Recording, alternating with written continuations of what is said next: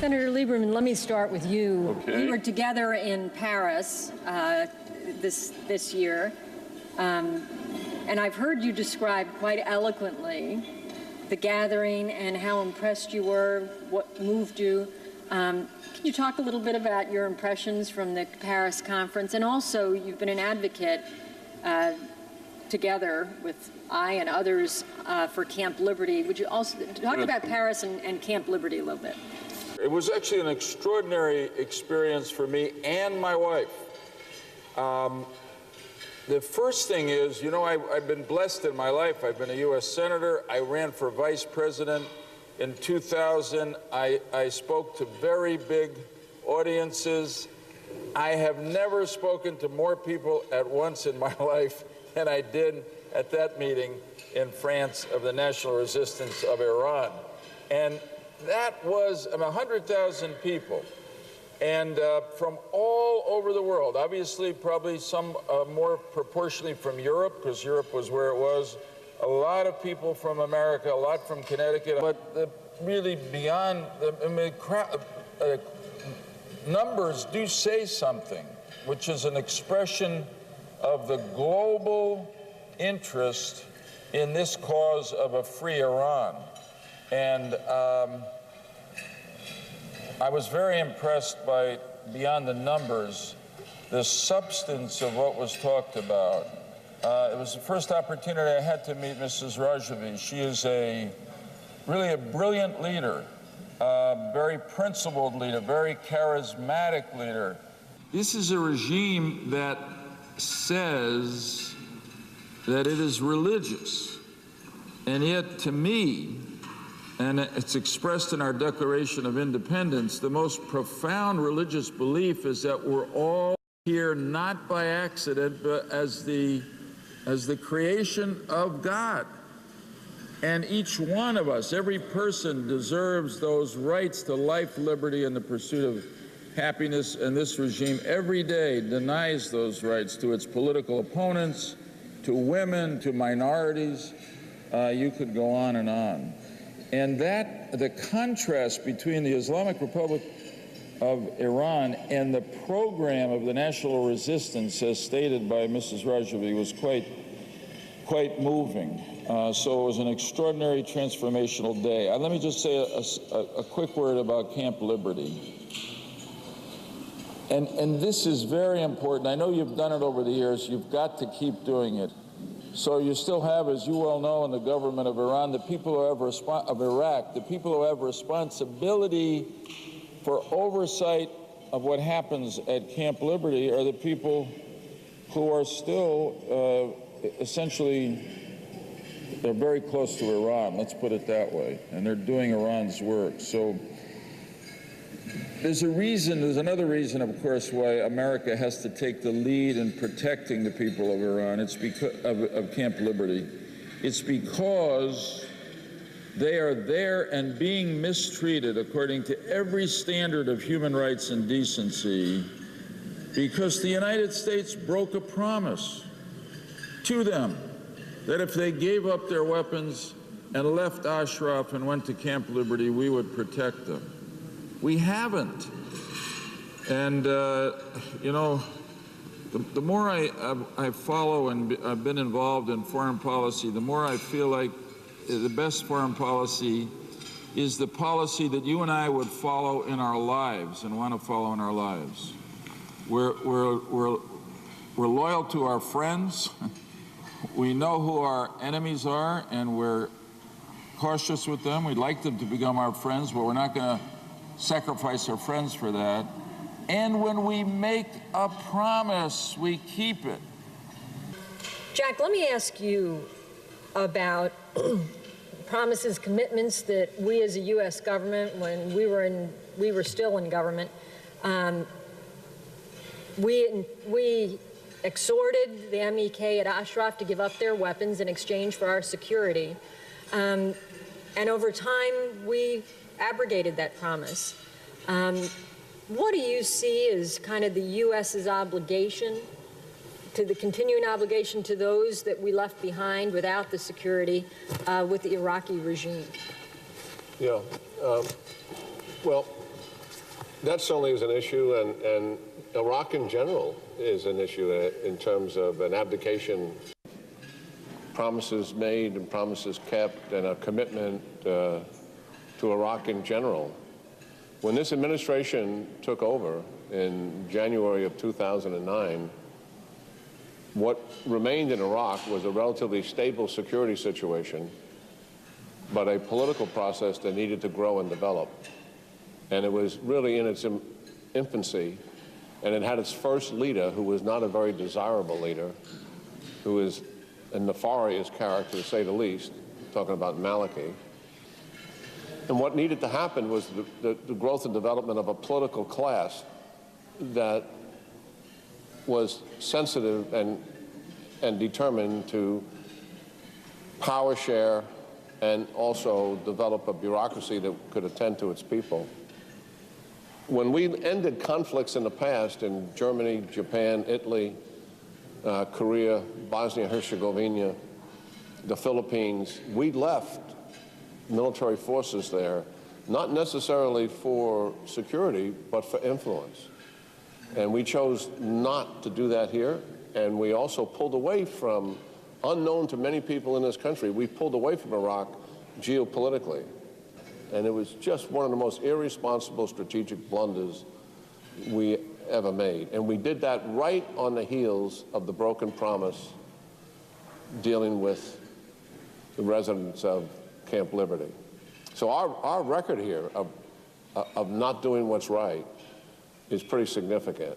And we do not have ISIS if we didn't break the promises we made in Iraq.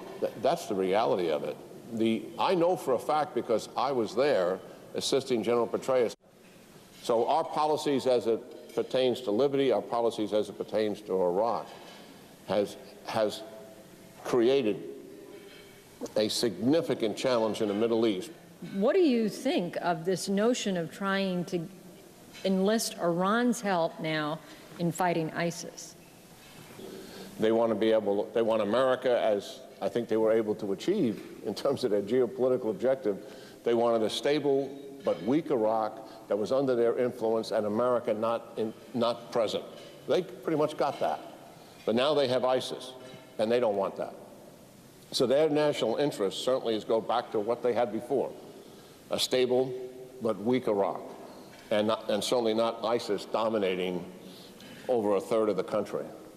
So it's in their national interest to do something about ISIS. And it's in our national interest to do something about it as well. That doesn't mean for a minute, though, that we should join together. I find that morally reprehensible, that we could ever sit down across the table with them and begin to coordinate an effort towards a common objective, which is the defeat of ISIS. That can never be done because of the record of what they have done to us, the thousands of Americans that they have killed, and what they stand for as a repressive regime. We do not sit down and work with them. I understand diplomats who look at this and want to look the other way and want to push aside that record for the convenience of near-term diplomacy. But either we stand on this record and we stand for our values, or we don't. And there is no reason that we should be persuaded by that diplomatic logic to coordinate and begin to fight a war together with them. It is reprehensible to do that. We have our interest, and we should carry out those interests.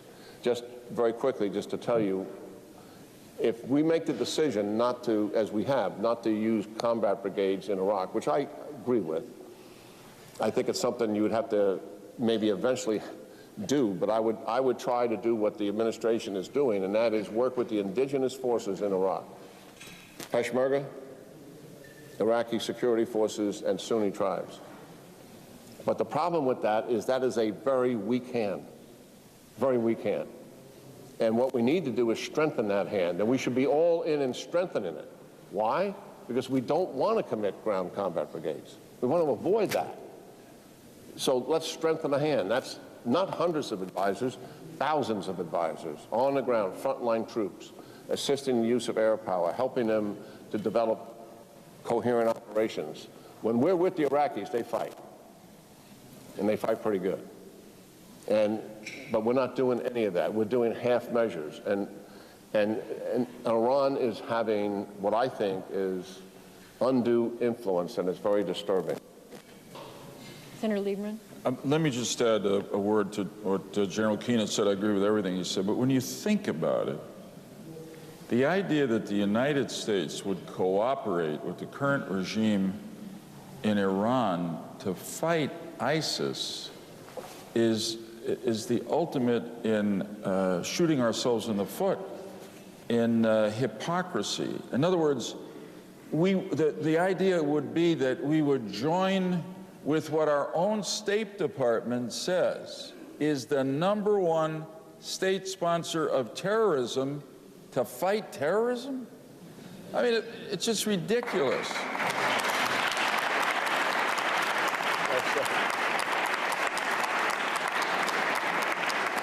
The other thing it does, in terms of our long-term policy, is that it legitimizes the government of Iran. And look, if this ever comes to be, the Iranians are not going to do this for nothing.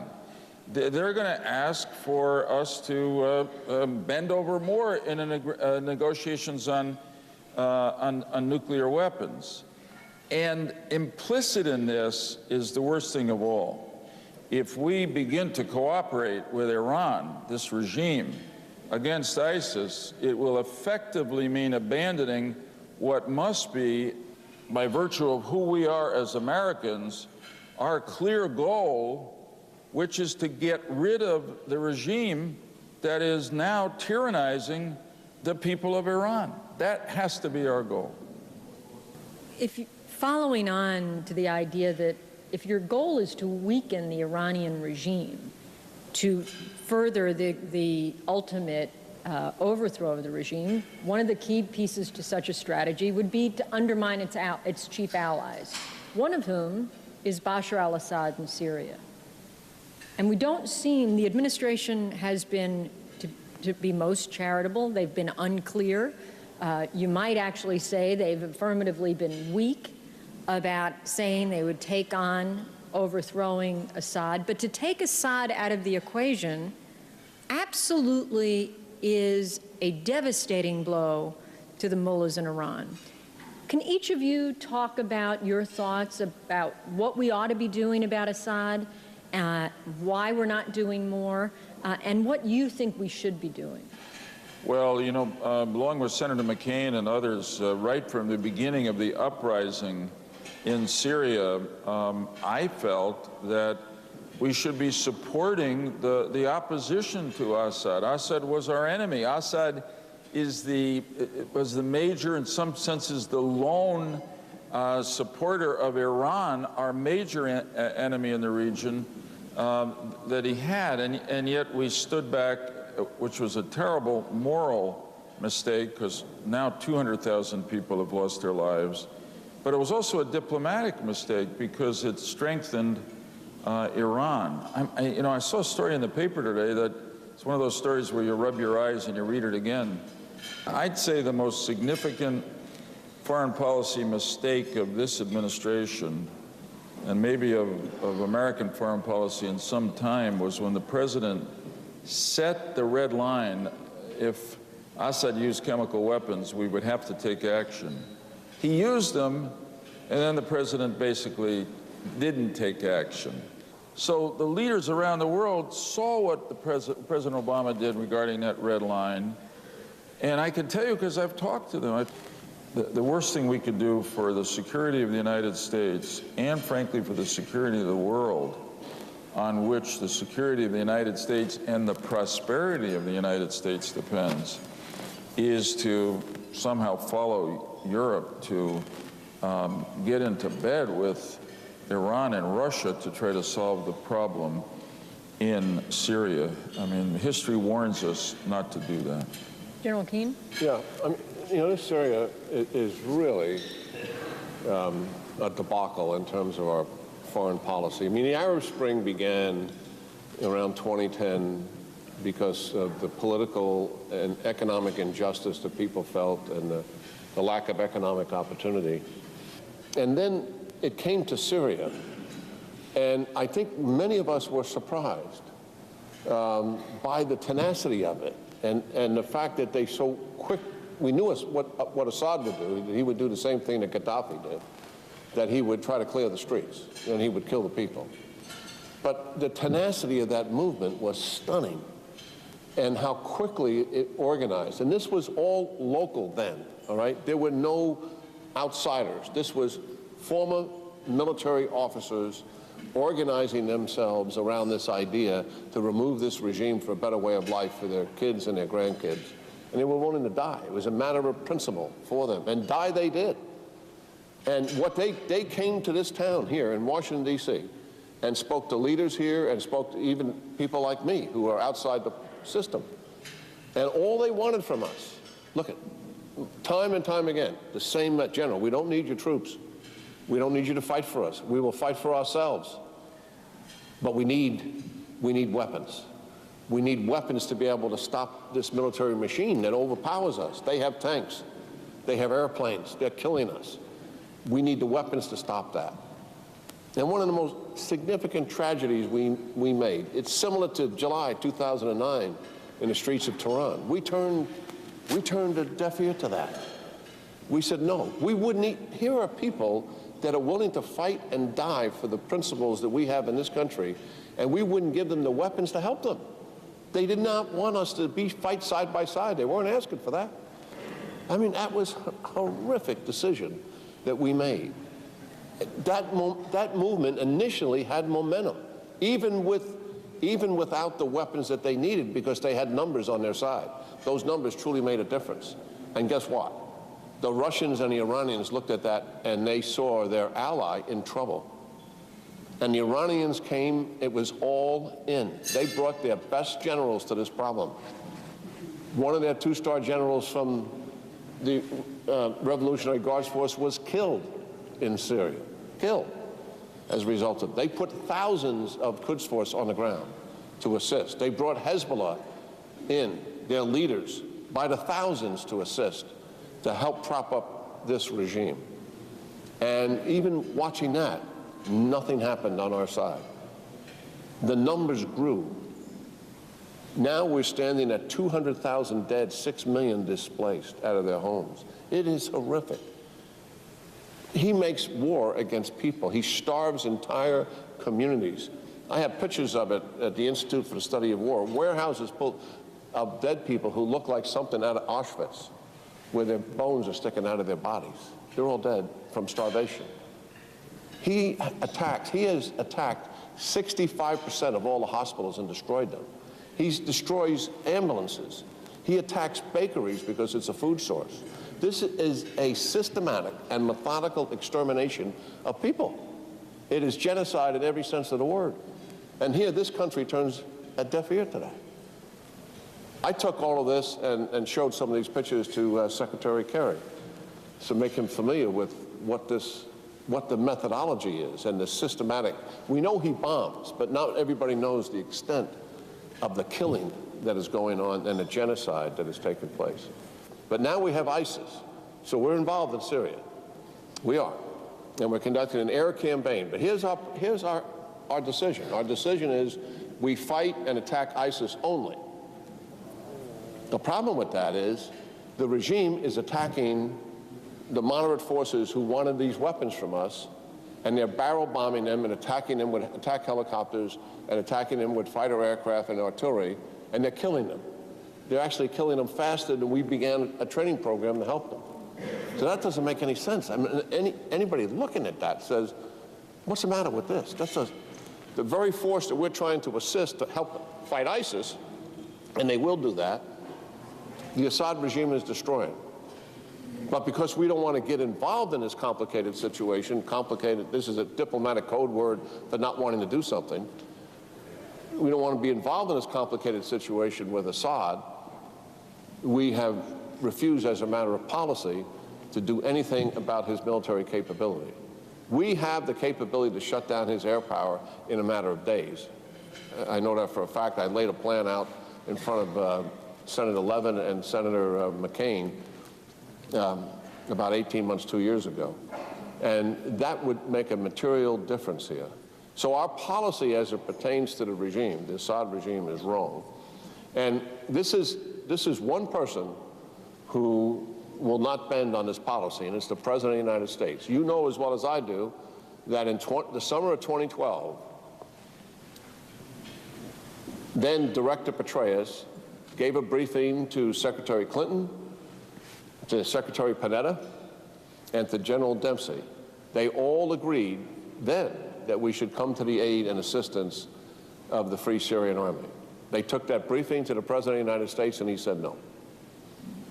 And that's where we stand until just recently, because of ISIS, now we're willing to assist. But we, in those ensuing years, 3 years of ignoring the plight of what has taken place in Syria, we have paid a dreadful price for that in helping to prop up this regime. And the Iranians are the reason why Assad is still in power, as well as the Russians. He desperately needed them when the momentum was on the side of the rebel forces. And now we have this incredible problem because we permitted this to go on, and we were absolutely naive in not recognizing what would eventually take place. There's no easy solution here, but our policy still, to this day, is fundamentally flawed in not dealing with Assad. Thank you, General Keane. General Keane, let me ask you, on the subject of ISIS, what does success look like? How do we, similar to the question I asked about the Iranian regime, where do we go from here and how do we get there? Yeah. To do this, you have to have a comprehensive strategy to defeat them. Military is part of that, and it has to be. And, people say, well, there's no military solution. Well, the military portion of the solution is very significant, and we cannot underestimate it. Military is always used to accomplish political objectives. Defeating Nazism was all about that, and other wars that we fought. So when people say, well, there is no military solution, that is a simplistic statement that belies what the truth really is. All that said, we do need a comprehensive strategy to undermine their ideology, to take away their money, to counter the narrative that they have out there. And we certainly have the capability to remove them from the territory in Syria, which will take longer if we're not willing to truly support a ground force. So success is regaining control of the lands that they are now in control of and returning those lands, those towns, those cities to a political regime that wants to support their people. But we will still have a radical Islamic movement in the Middle East. It'll be by another name. And the reason is because for 2 administrations now, we've never developed a comprehensive strategy to defeat radical Islam, which is really the umbrella issue. The fact of the matter is, we sit here now, 13 years after we began to really identify radical Islam as what it truly is. And we now have an administration that won't even admit what it is, won't even define it, much less have a strategy to defeat it. We need a strategy that enlists the assistance of those in the region to push back against this in their countries, and we have to assist them to do that. I think we have to provide some moral leadership to do that. We have to provide some training of their military forces to assist them. We know how to do this. Many of them do not. They have conventional militaries. We should form political and military alliances to do this. Share intelligence, share technology, share training, partnerships, etc. I'm not talking about U.S. forces going into North Africa or in the Middle East and fighting them. I'm not doing that. But I am talking about coming together against this ideology. I mean, there's a thing called political correctness going on that you can't even talk about it in the way that we should be able to talk about it. So dealing with ISIS, it's a manageable problem. And if we organize and we commit and we have the resolve to do it, we can. But there's a larger problem out there that we're not facing. and that is radical Islam. And it will come at us again by another name if we don't face up to it. I just want to quickly add a thought which Jack's insight inspires, which I know you know, but maybe it's important that you stress it and think of yourself this way. You are frontline troops in the fight against radical Islam. I mean, you represent the alternative. The capital of radical Islam is in Tehran. In your opposition to them, and this is not vague, the program that the National Resistance, MEK, the program that I heard Mrs. Rajavi express in France that day is a program, an alternative, an Islamic alternative to radical Islam. You're part of the hope for the future. My wife was really inspired by that, our visit there. I must be honest and say for two reasons. She thought the program of the movement was great, and she loved the fact that the movement is led by a woman.